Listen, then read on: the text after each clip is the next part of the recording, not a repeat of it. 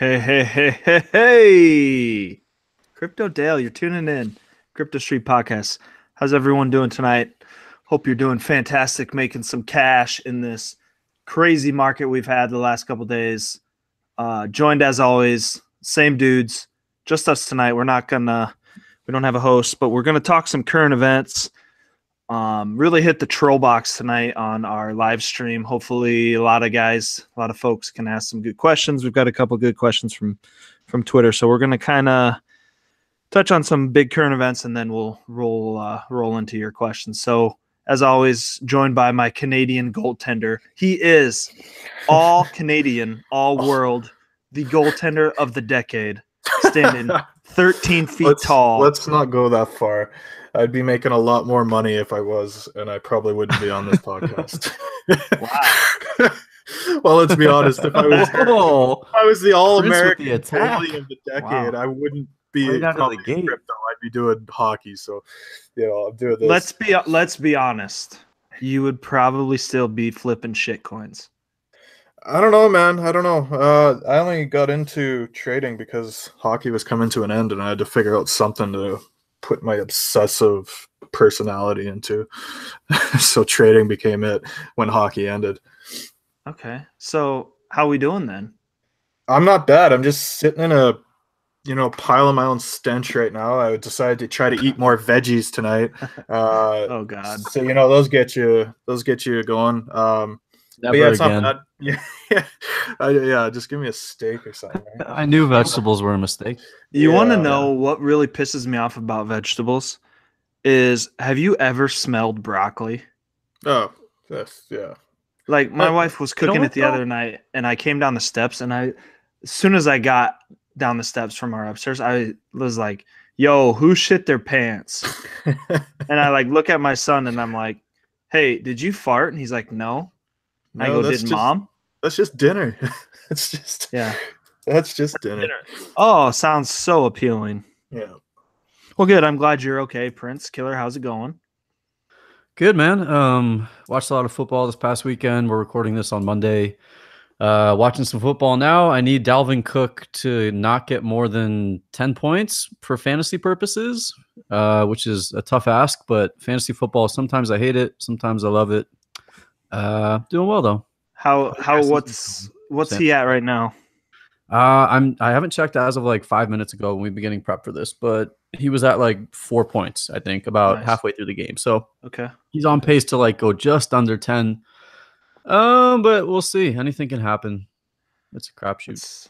Yeah, I've luckily in my two bigger leagues, I've got I'm up by 70 in one of them, but they have Kirk Cousins and Tyler Lockett. And pretty safe to say I'm going to seal that one up. And then in the other one, I'm up by 35, and he has Stephon Diggs. And the last time I checked, he had only scored 33 points, so I should be okay.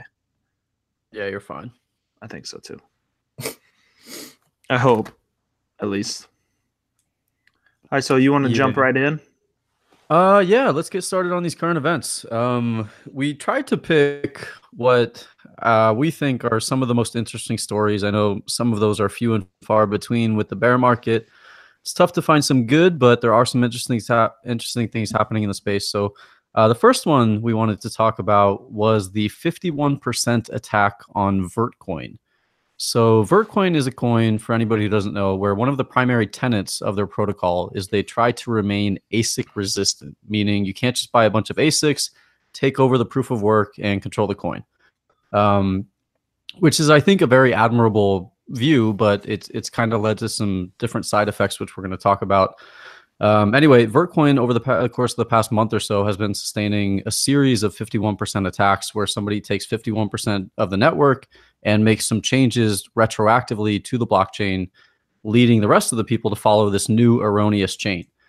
Meaning you can do things like double spends, you can deposit coins to an exchange, and then trade that for another coin, and then undeposit the coins in reverse. And there are a bunch of tricky things you can do with it. So Vertcoin is a coin where you guys might not be familiar with it. It's not the biggest name coin, but it's a coin that I think the three of us love trading. Yeah. Oh my God. That was the pod. Yeah, that was the first big pod moment, was when Vertcoin's going to $1,000. Yeah. And just thinking about it So now, that kind of marked around the top of the market when. yeah. So for anybody Yeah, who it doesn't really know, did. within our chat group, like we had this meme, like everything was so bullish, and like you could just make a story about any coin and it would like go up 10 times. So we were like, we like Vertcoin, we like the logo, you know, like what if we just like start this like when $1,000 for Vertcoin meme? Thinking nothing of it, but it actually turned into a thing where we get questions about it. You know, people would be like, "Do you really think $1,000 is possible?" We're like, probably not. Like, definitely We not. hope. Like, this is crazy. Yeah. But we all kind of took a liking to it because of this meme. But here they are in this predicament. So I found I'd it like to get your guys' interesting. thoughts on that. Yeah, I found it interesting, kind of, and I feel I've been kind of, I don't know, I haven't been staying as up to date as I want to, and especially these kind of things. And so just reading about this all, and then kind of, learning a bit, reading more, I guess, about the whole ASIC situation and, ASIC resistance and all of this stuff. And it was really kind of, I found it wild. And I guess, people have probably known this for a long time, but, now it's turning into a big thing where you got people just engineering their own ASICs, right? Even for, even though they say it's ASIC resistance, well, they're going to figure out a way to make their own. And I guess, that was a big thing going on with Monero, where they had, I guess they were saying what at one point, maybe all of half of the hash or something like that was coming from these people with, secret ASICs in a sense for Monero mining. I found that really interesting. I'm not surprised at all because, there's a ton of money to be made on that side. And when you look at all the, the producers, I guess the sellers of these ASICs, it's pretty slim, right? And when you have these coins that are, you don't need an ASIC, you can kind of build your own rig. That just creates so much opportunity. I thought that was really cool. I guess that people are actually really getting into that full-fledged. But yeah, to me, the rest of it, the 51% attacks, I think it's interesting to watch, right? Like, I guess it sucks if you're stuck holding, but I find it kind of an interesting situation to watch. It's not something you see every day, within crypto, having, different 51% attacks on coins, especially a coin like Vertcoin. Vertcoin's been around for a long time, right? So a lot of people know about it. And so just, kind of watching, and, I think what they've made, they've something like $100,000 or something so far that they've In damages. Yeah. It's because like Vertcoin is one of those projects that like does everything the right way. It's like widespread decentralized devs, this ASIC resistance thing, which is probably part of the reason they've been 51% attacked, is this this desire to be ASIC resistant. That's kind of one of the primary takeaways from this in my mind, is that ASIC resistance is a noble effort, but does it result in your coin being less secure? And it's something that you just don't hear people really talking about. I know today when I was doing all my digging on it, I found some articles. There was I think it was from the Coin, someone from the Coin team who had put out an article a few months back, kind of on this situation, this kind of stuff. And yeah, it's something that you're not just gonna strike up a conversation with somebody and then they're gonna start talking about this. It's kind of one of those topics that's kind of on the back burner. People just don't really talk about it, right? And so now we're kind of seeing this happen, and I just think it's a really interesting situation to watch, and just see kind of what happens with it all, because it's not every day that you see 51% attack going down and multiple ones, and you know what I mean. And I think the biggest thing here now for Vertcoin is what's this going to do to their reputation? From its hot peak that it was, and I think it was like in January around $10 to last, it's around 24 cents. So it's down, 65% ish from the beginning of the year. And really something that they really harp on is what they're resistant to. And, that kind of happens. So, I mean, that's going to be, interesting to see. Are the dev and the team going to be able to rebound from this and, see where they can take it?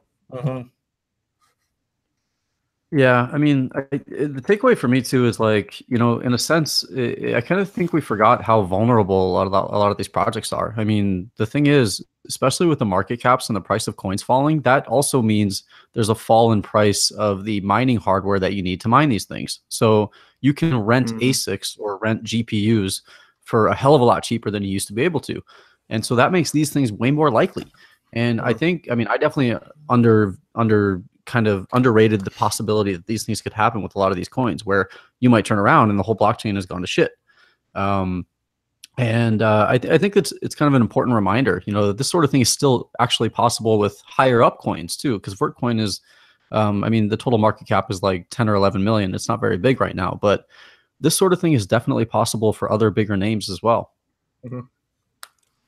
And this website, Crypto 51, puts out, what a 51% attack would cost. And I believe the Vertcoin cost per hour was like $131 for a 51% attack, which as of last week, and Bitcoin was around $225,000 per hour. So, it kind of puts the things into perspective, at least for me, as to, what the magnitude of these attacks.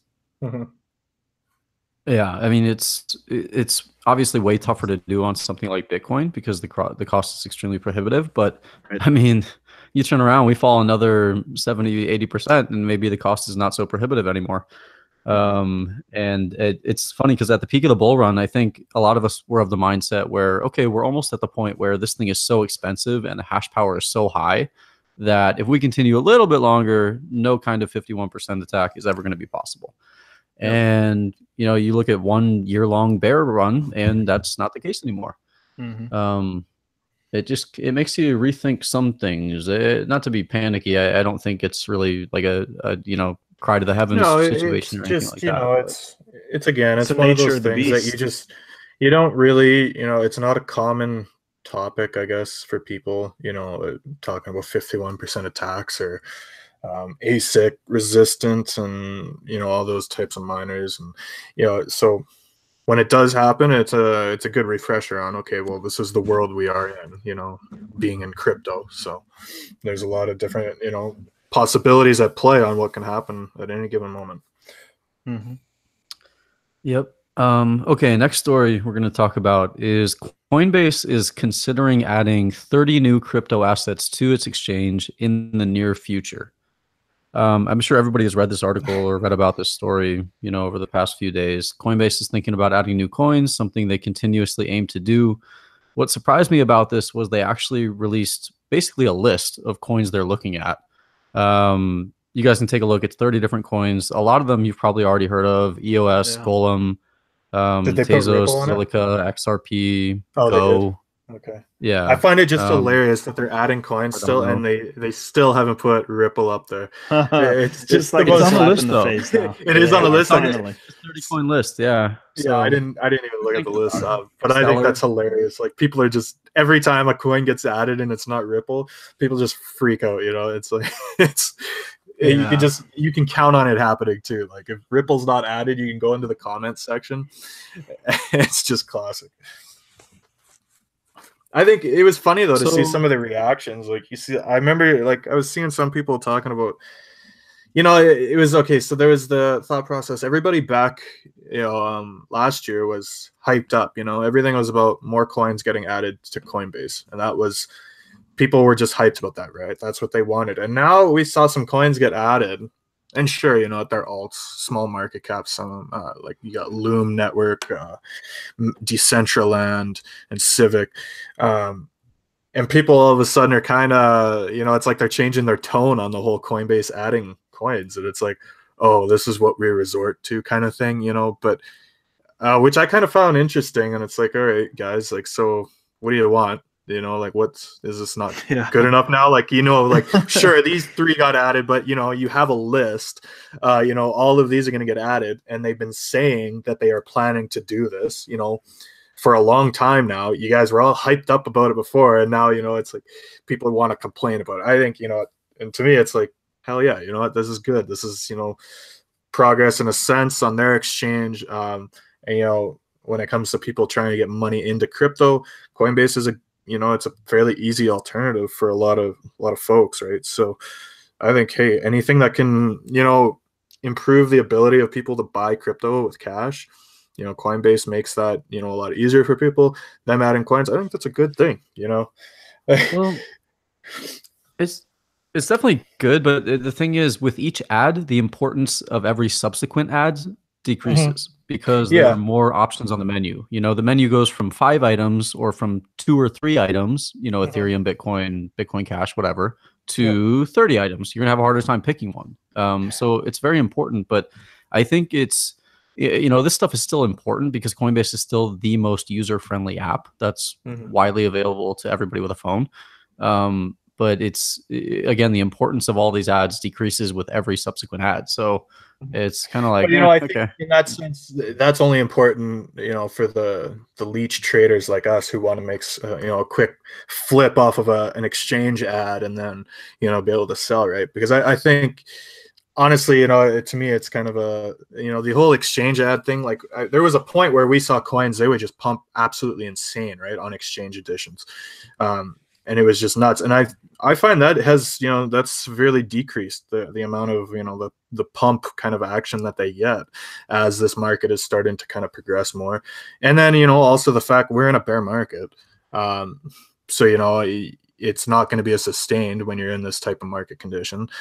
But yeah, I don't know. I'm kind of, you know, to me, I think it's a good thing. But yeah, it is. It's going to dilute, you know, in a sense where everybody had that thing about Coinbase was so, that was the holy grail of exchanges, right, to get listed on.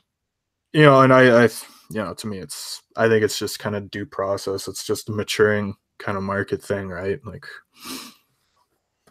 you know, I think eventually Coinbase will definitely be one of the top couple exchanges.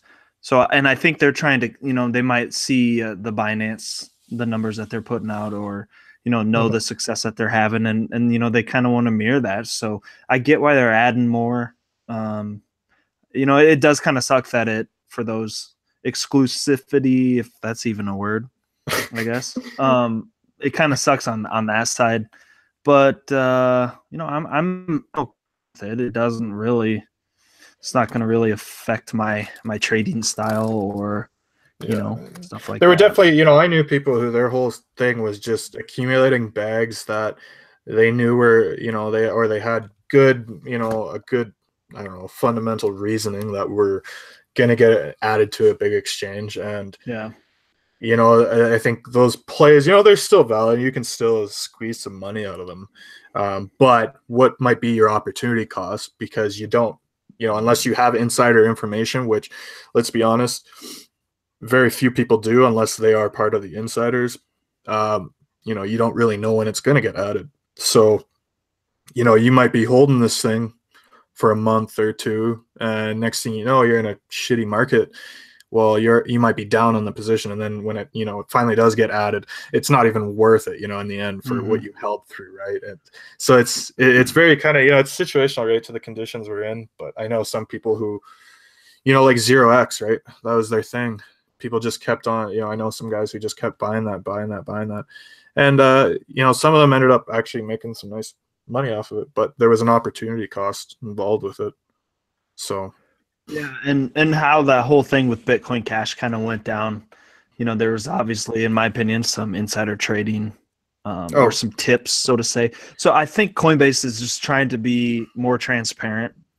You know, they're putting all these out there their that, ass in a sense, right? Like, it that does. they've kind of vetted these, and you know, they're looking at, okay, if we were to add more, this is the list, yada yada yada. You know, I don't think it's necessarily a bad thing on there, and it is a little weird to me that they say, okay, these are ones we've explored or could possibly add. But I mean, I get it, I really do. Yeah. Yeah, I agree completely. I think they learned a lot of lessons from the 0x and the Bitcoin Cash ads. You know, like you said, both of which were marred by claims of insider trading and bots picking up on the API action and stuff like that. So they're doing what they have to do, you know. Yeah. Alrighty, next event. So Consensus, which is the Ethereum production studio, they develop a lot of apps, dApps, basically technology upgrades that support the Ethereum network. They have decided to lay off, is it 13? Yeah, 13% of their staff. And they're saying this is part of a quote unquote restructuring of their aims. So I think there's a lot of reading between market conditions. Yeah, exactly. So what are your guys' thoughts on this? And we're seeing this with a few other projects too. it's a given, right? Like you look at the environment we're in. Um, I think obviously consensus there's a lot more. They're professionals over there, but you see a lot more where it was just poorly managed for some of these. Well, we'll just say ICOs for now, because even those, we're seeing a lot of those kind of go, belly up, where they don't have money anymore or something, anything. It's just, poor management, poor management. It was just, and that kind of, it lets you see who the legit projects were and who the garbage ones were. But, this is the environment we're in, right? Like in this kind of environment, it's going to shed light on all of that.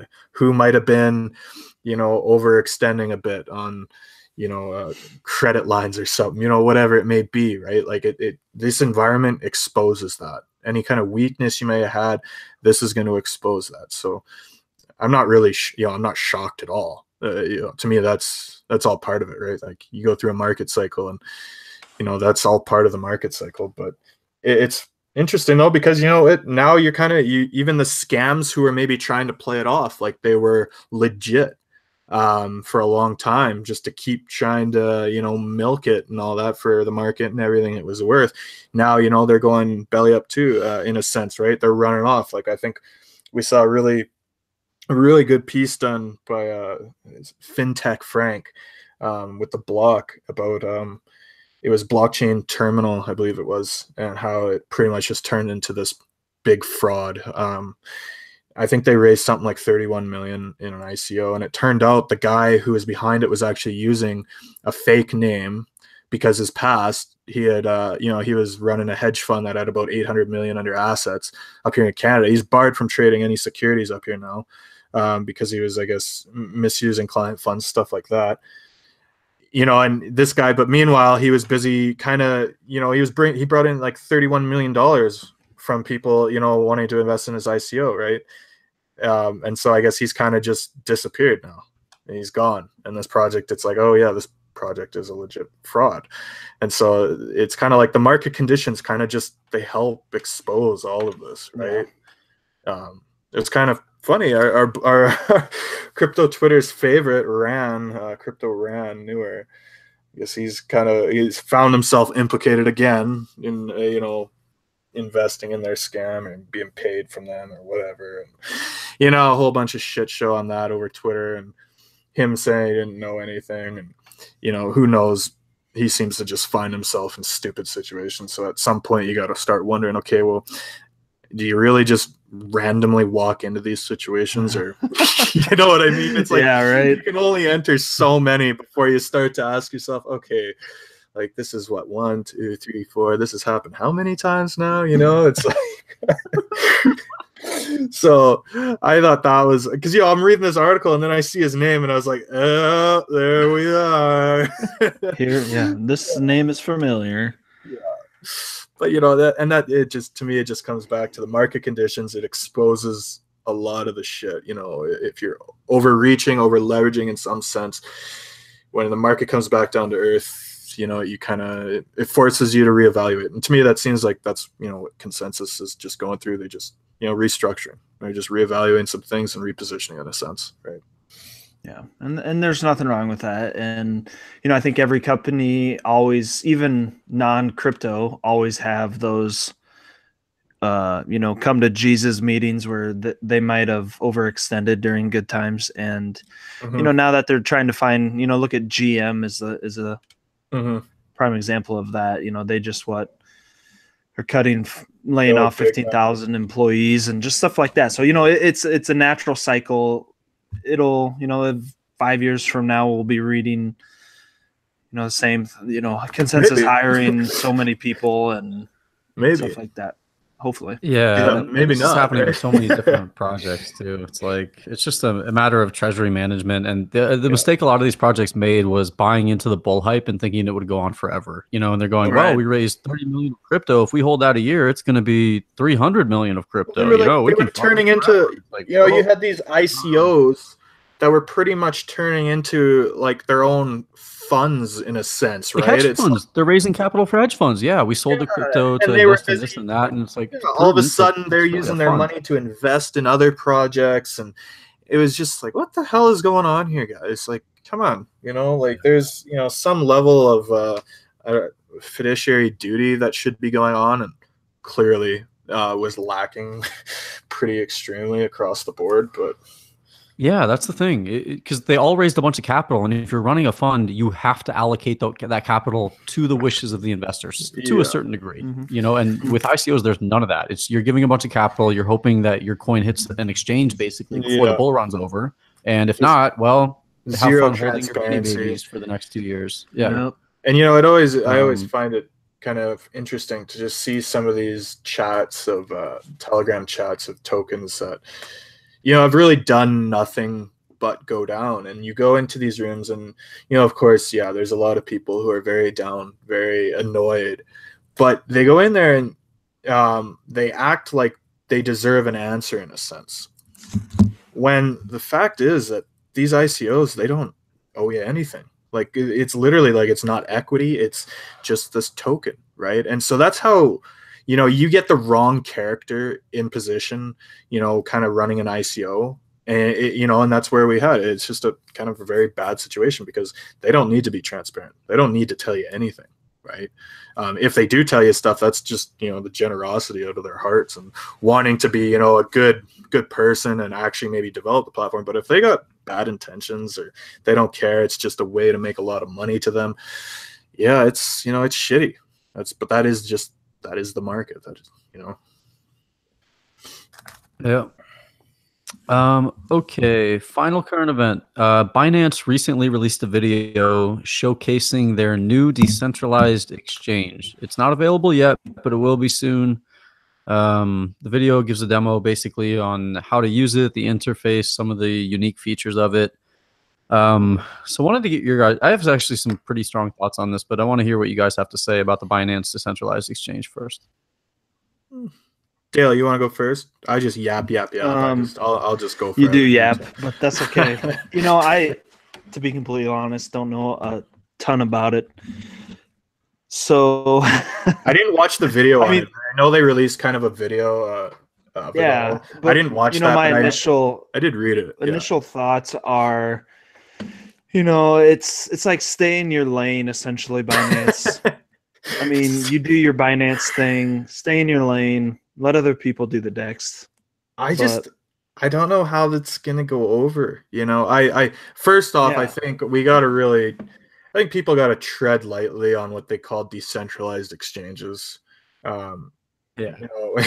When a central entity is still making fees off of every trade, it's not decentralized, guys. But it's a nice idea. But to me also, he wants, Binance is, bar none. That is the name, right? When it comes to exchanges. So, he's already got a lot of eyes on him from the regulatory bodies. How is this DEX going to handle this stuff? Because we've already seen that, the SEC stuff, these regulatory bodies have no problem now going after DEXs. We've just seen it recently. So how is that, to me, how is that going to play out? I think, to me, again, I'm sitting back and I'm watching, because I think, again, with most of crypto, we're going into uncharted waters in a sense. And I think, what Binance is doing, it's really cool. I think, and it seems like it's come together pretty quickly, and they're really working hard on it. But just how it all gets, dealt with, and they're going to have their own their own chain, which I guess, the Binance chain, which to me, it seems like at this point, if you don't own Binance coin, it's like you might want to, in a sense, right? Even though that's not financial advice. But when this really gets rolling, to me, that this coin, you give it to CZ, he's really making it so this coin, there is a purpose to this coin, and there is not going to be some outside body saying, what's that shit coin doing? Like, what, he actually, this is a coin that is being put to use, which is really cool. But yeah, just Well, how it plays out, I don't know. I mean, so I was reading about this and like I'm looking at the pictures, I'm watching the video, and I'm like, I find myself nodding my head. I'm like, yeah, this is really nice looking. Oh Mhm. yeah, the interface is like super nice and like Yeah. sexy and like it looks good, you know? And then I take a step back and I think about it for like 3 minutes. I'm like, wait a minute, this is fucking stupid. Like this is not what a decentralized exchange is about. Like I'm Yeah. thinking like Binance is so corporate at this point that like, Yeah. hey, let's be honest, the primary reason people want decentralized exchanges is for you know Anonymity. They want to. Yeah. like they don't want people to see their transactions. And so Exactly. it's not because of custody. That's a fucking red herring. I don't buy the custody thing. It's definitely important to control your own funds and have custody, but it's really not the primary reason people want a decentralized People exchange. just It's because they want to be able to exchange coins they without want the to do it on government the looking at it. DL. Yeah. Yes, and you're not going to have that with this at all. And like it looks pretty. I'm sure it'll be easier to use than 99% of decentralized exchanges right now because they have capital and they have UX and UI developers working on it. And that's fine and it looks good, Yeah. but it's not really at that point. Why not just use regular Binance? You know, Right. I Well, mean, and that's my thing, right? And um, that's exactly where I'm at. I just think I don't know how it gets all, how it plays out is going to be really interesting because, you know, you have a DEX or you want to, I don't know, I use that word very lightly, DEX. But, I just think with the SEC, all this stuff, how is that going to play out with it? Because, just because you say it's a DEX does not mean you're safe. You are not, exempt from these laws. And we have seen does anybody think CZ's not going to roll over if Uncle Sam comes knocking on his door? I mean, of course he is. Like he's trying to run a business. He's not going to go under because he wants to make the U.S. government mad. I mean, like that's the thing, right? You want to pick your enemies, and obviously the U.S. government is not an enemy you want to be picking. So it's like, yeah, it's again, similar, my response kind of to the Vertcoin 51 attacks. It's a very interesting situation to watch kind of unfold. Where it leads, I don't know. Like a lot of crypto, it's kind of just, I find you can sum a lot of crypto up to just these really fascinating experiments in a sense, right? And see which one catches on. And and that to me, that, for sure. Yeah, that really is in the heart kind of what crypto is in a sense. It's like just trying new things and seeing what works out, and seeing, and a lot of things aren't going to work out. So where it leads, I don't know. I think there's going to be some problems, and I think people thinking it's actually, truly decentralized need to, maybe look at what they, reevaluate what they think a decentralized exchange actually is. So. The only kind of piggyback on that, I think you're absolutely right, especially with the whole decentralized exchange thing, because really, in my opinion, IDEX was the front runner in that, even and then, they had the the market, the decentralized market pretty well, the majority of it, and then they ban trading in New York, and then they come out with a KYC. So at that point in time, you're not a decentralized exchange. Well, and that's so the now thing, right? Like, IDEX all is a these good places, yeah. IDEX, because and IDEX to me was very similar. It says a lot of people like to use the term, oh, I'm just going to go on IDEX. That's it's a DEX, all this stuff. But really, down to its core, IDEX wasn't a true DEX, right? Like it just wasn't. There was a centralized body behind it, consistently doing upgrades, making sure that it's working properly, all this stuff, right? And that was their sole, that's their sole kind of thing, their process when they go to work every day, and it's to work on IDEX, right? So, and then we saw what happened with IDEX. Now there's, certain regions and stuff like this that can't access them, all this stuff. And, I don't know the exact situation with them down to a T, but a great example right there, right? So. Well, and I hate to say it, but like if your founders are public and named, you're not a DEX. You may be for a little bit, but you're not going to permanently be a DEX. And I mean, it's unfortunate to say because I think IDEX did a lot of the things right, but yeah, it was in the future, if you really want to be, it's got to be anonymous from the start. I mean, that's literally the only way.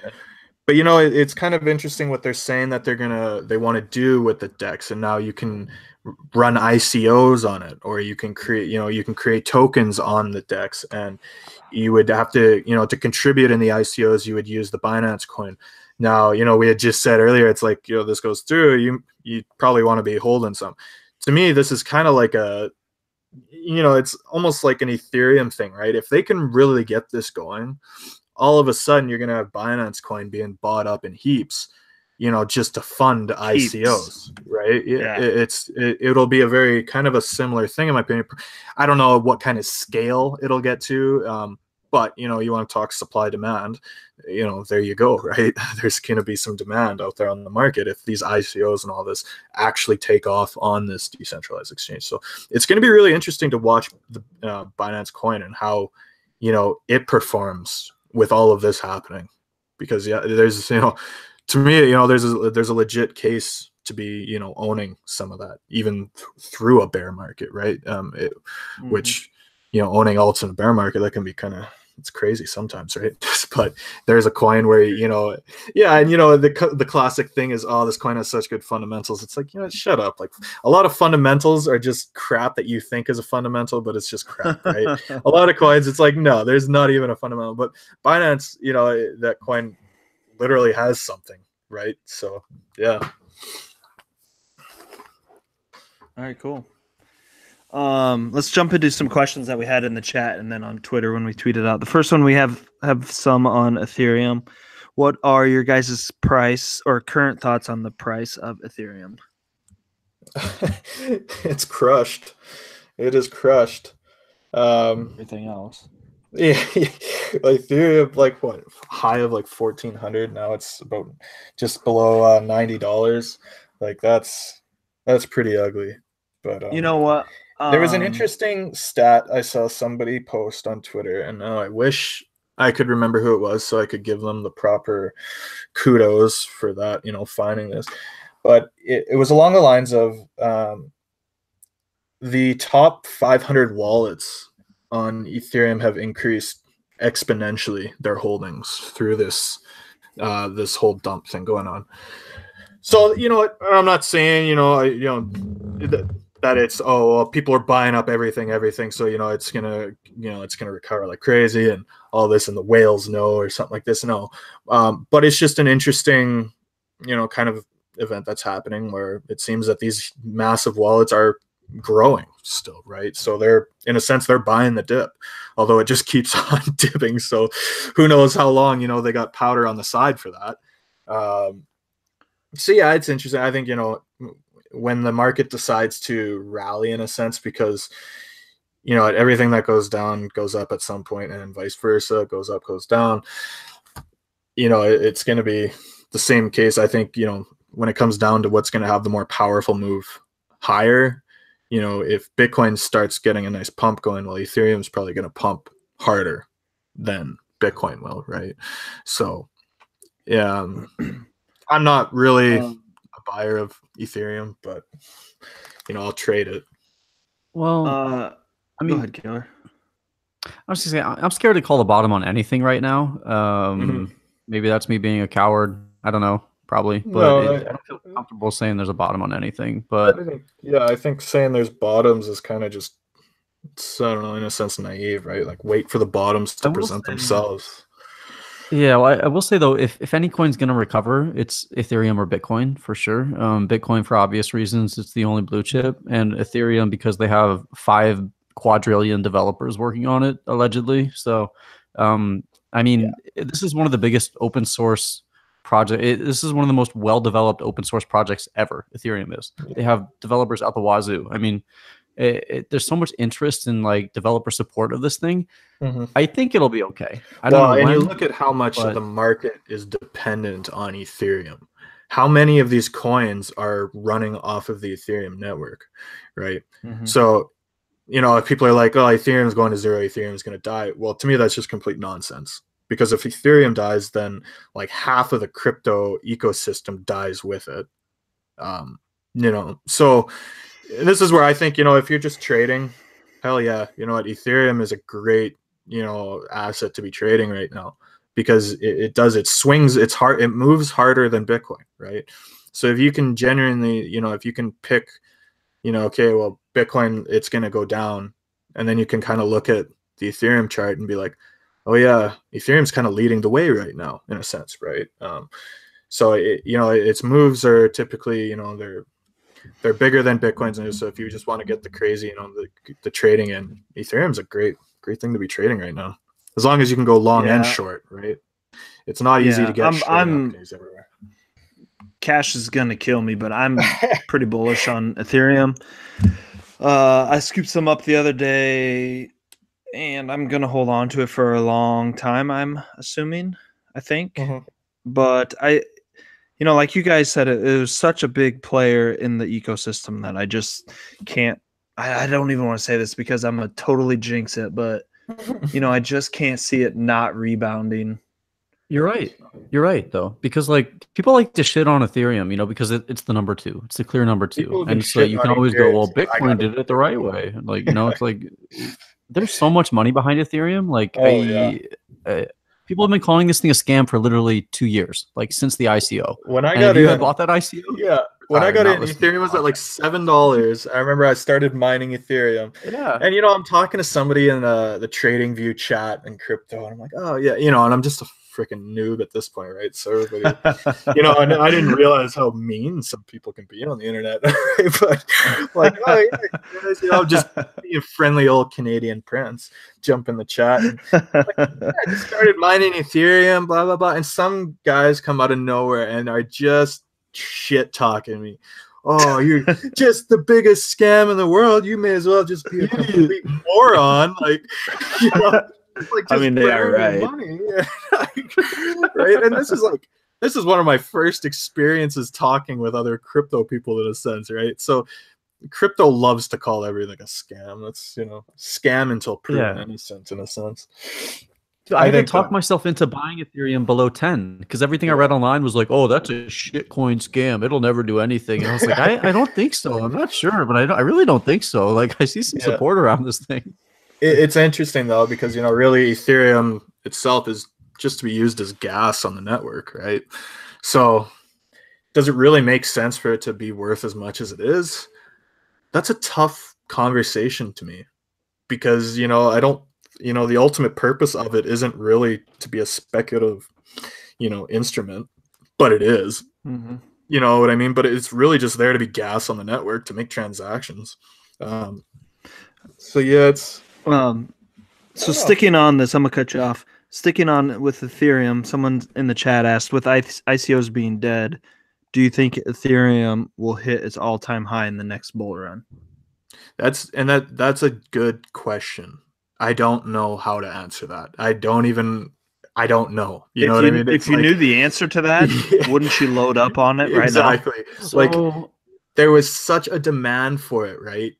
Because of the ICOs. But there's could be a new catalyst on the demand front, and that could be them switching to a POS system, and then having it so you stake, and so that might help lock up supply, stuff like that. So maybe, right? I think psychology trumps all of this in the market. I think yes, Ethereum got help by people buying it for ICOs, but I think it got way more help by people going, oh, well, this is the number 2. I'm going to buy it because I can make more money off of its gain. I think that's way more likely. And I think that narrative is not dead. I don't think average Joe comes in, average 55-year-old guy who will come into the next wave of crypto and go, oh, well, how are they going to solve this ICO problem? He's not going to get that deep. He's going to go, oh, Ethereum's the number 2, and I think I can get good returns on this. I can maybe retire in 5 years instead of 10. That's why I'm buying it. And that's human psychology. That's not going to change. So I don't think that will hamper Ethereum in the next bull run. I think it's going to have this kind of second pole position for quite some time. All right. Yeah. You got something else? Oh, Ethereum it's cemented itself in a sense for now in this consistently evolving market. It ain't going anywhere, because half the market is going with it if it does. You know what I mean? If it disappears, it's a pretty fucking dangerous thing for the market. So, right. But yeah, everything's psychology here. It's like Killer said. I agree with that. So before we've got 3 quick hit questions that aren't going to be that, need to be that elaborate on. So I just want to tell a quick story tonight.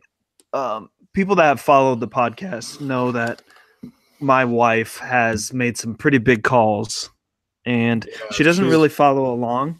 She's a better trader than all of crypto Twitter. It's true. We when we did the Roger Ver episode, I think Bitcoin Cash was at like it was sub 1,000, and then as soon as I came upstairs and was telling her about it, she's like, "I think we should buy it," and I said, "Absolutely not."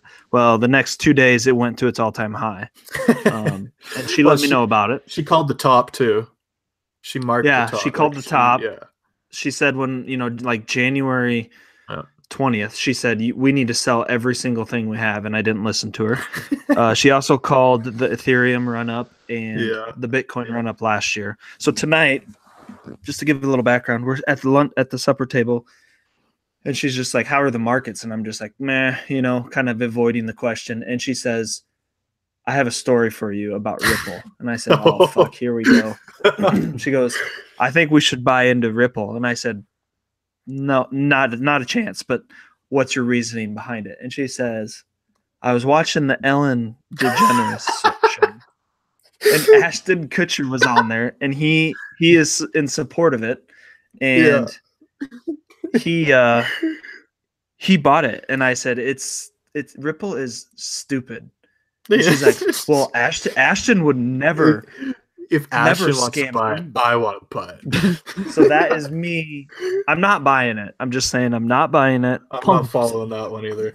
No. But it's gonna fucking pump. Let me know when she says it's time to start buying Bitcoin again and the market's bottomed. I'm not buying Ripple though. Yeah, me neither. Okay, so here we go, boys. You ready? Quick hits. Black or white socks? Mix.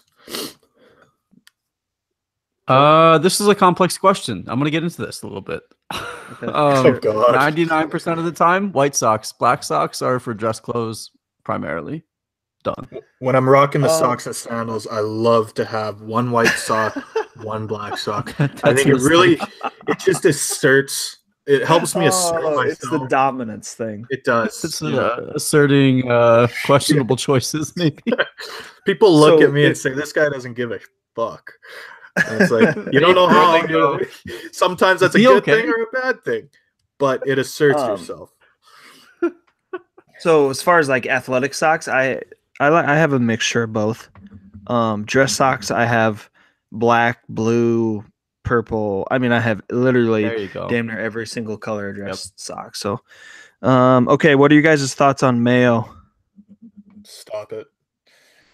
Hey, mayo's not bad. Like, it just stop thinking about what mayo is and just savor the taste. Yeah, it's kind of gross. It's liquid fat, but it tastes great. Just don't overthink it. BLT, it's a good thing. You get a nice BLT. Just a slim little bit of mayo, and it's gonna be great. Of course, you don't want to eat cardboard. It adds the flavor and the moisture. The worst thing is a dry sandwich. Is there literally anything worse? Actually, you guys remember seeing the BLT I was eating out in San Diego, and that was actually disgusting. And I never thought I would be disgusted by a sandwich with too much bacon. But that thing had so much bacon. I could barely get my jaws around it. Like, it was out of control, absolutely out of control. This fucking bacon was piled like 10 layers high. It was unbelievable. Oh, I could have fed the homeless with all the bacon that was left over on my plate. And I remember Prince saying, "This doesn't feel right, but I think there's too much bacon on this." He was concerned about his own words. He was like, "Am I saying this?" First, maybe this is the Buddhist I gotta talking. check the bill. I'm like, okay, did I order extra bacon like 3 times or something on this one sandwich? No, okay, that's a normal order. All right. That's a very Prince thing to think. Like, I gotta check the bill. This is too much money. What did I pay for you? Okay, if you had to pick, what would your last meal be? We had this one before. I don't remember what I chose. I'm gonna go with sirloin. No. Ribeye, medium, cheesy hash browns, like the casserole. You know what I'm talking about? Damn. And corn on the cob with what for dessert though? That's the problem. I hate corn. I don't know. Ugh. I just end up spitting it all out. Just Good. busy chewing it right off the off the cob and just spitting it all over the place, all over myself. I hate it. I'd probably have sugar cookies with like Christmas sugar cookies for my dessert. Jesus. Last meal dessert? Or that cake that I sent in Gucci Gang today. I'd probably keep It's it pretty chocolate simple. cake with caramel and like whipped cream and shaved candy bar for the topping. You go. Yeah, I keep it simple. A nice sirloin. Get some sauteed mushrooms, onions on that bitch. A little bit, maybe one piece of garlic toast, and then I don't know what to drink. Probably just I'd have a Busch Light. I'd probably just have No just way. a cola. Just a good old Coca-Cola. A liter of cola? Just a liter of cola. It would be a I'll pretty take simple. a liter of cola. Give me some fucking cola. It'd be a pretty simple meal for me. I'm a simple man. I think I'm gonna go. Okay, I love Mexican food, so I think some kind of Mexican food, and then like a ribeye, like even a small one, just so I can have some steak there. Dessert, I'm 100% going ice cream with a warm brownie. That's the best dessert ever. I can't be convinced otherwise. My steak would be from Ruth's Chris, by the way. Oh, Ooh, that was so good. It's tough. It's between that and then Sparks out in New York. It's a tough one for me. But yeah, either Ruth's or Sparks. That's good. I'm really hungry now. Me too. I need to eat. All right, boys, that's all the questions. Everything from Twitter, Trollbox. You guys got any final parting words for the night? I don't know. Just wait enjoy to this hear volatility. Just enjoy the volatility. Embrace it. This is just beautiful right now. Yeah, it is kind of nice.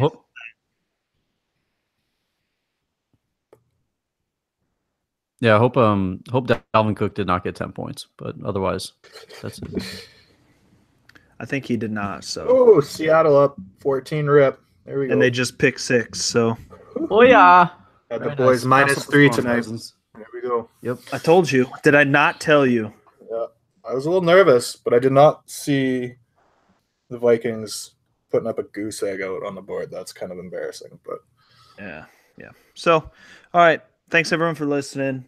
Remember to go and subscribe to Crypto Street Podcast on iTunes, YouTube, Stitcher, Spotify, all those great places. Check out our amazing store, cryptostreetstore.com. Get yourself some Crypto Street swag. Surely to pick up some companionship that way. All right. I gotta go take a dump. Let's get this going here. Hootskis for the boys. Peace out, guys. Tip your waitress. Take care.